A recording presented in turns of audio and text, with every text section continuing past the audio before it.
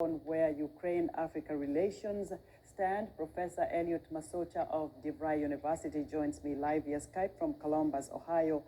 First, Professor, your thoughts on President Zelensky's request to address the African Union?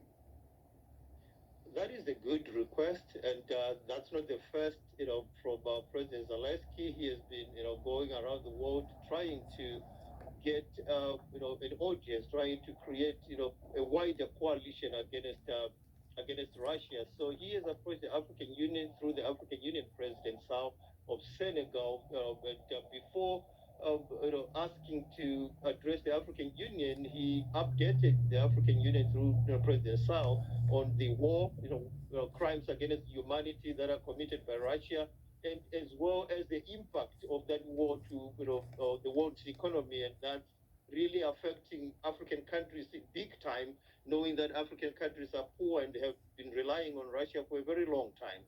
So, he also discussed, the importance of dialogue with Russia, because any war in the world is always ended by negotiations. So he hasn't, got a response yet, and I know for sure the response was not going to be immediate, because this is a big thing. The African Union needs to do a wide consultation with its allies, that include the United States and NATO, as well as some Asian countries as well, because as we all know, as all world leaders, know, Africa's position has always been that of a non-aligned position, because they don't want to, inherit enemies or inherit friends from anybody.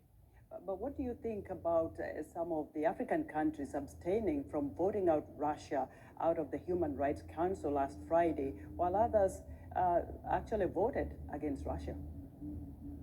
That depends with, individual countries' relationship with Russia. Some African countries' relationship with Russia has gone for years, since the liberation struggle. So I don't think this is a good time to jeopardize that long-standing relationships. That's why you see some African countries, on the side of Russia a little bit, and some African countries are coming right up in the open and saying, and condemning Russia. So it all goes down to individual relationships with Russia. How strong are they, and what those countries have been getting from Russia, and what they, were not getting from Russia.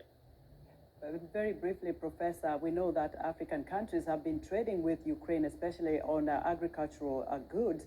What impact is there now when you look at that vacuum that has been created by this Russian war, where no more goods are coming from Ukraine to Africa? That's big trouble for African countries and beyond. We know many African countries, they rely on wheat that was coming from Ukraine, that was coming from Russia, and nothing is moving right now because of the war, and poverty is going to increase big time in Africa. So looking at this war that Russia started, we see that people are currently dying in war zone right now, and people are also going to die of hunger in African countries.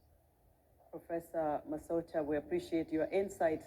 Elliot Masocha is a political science professor at DeVry University. He joined me live via Skype from Columbus, Ohio.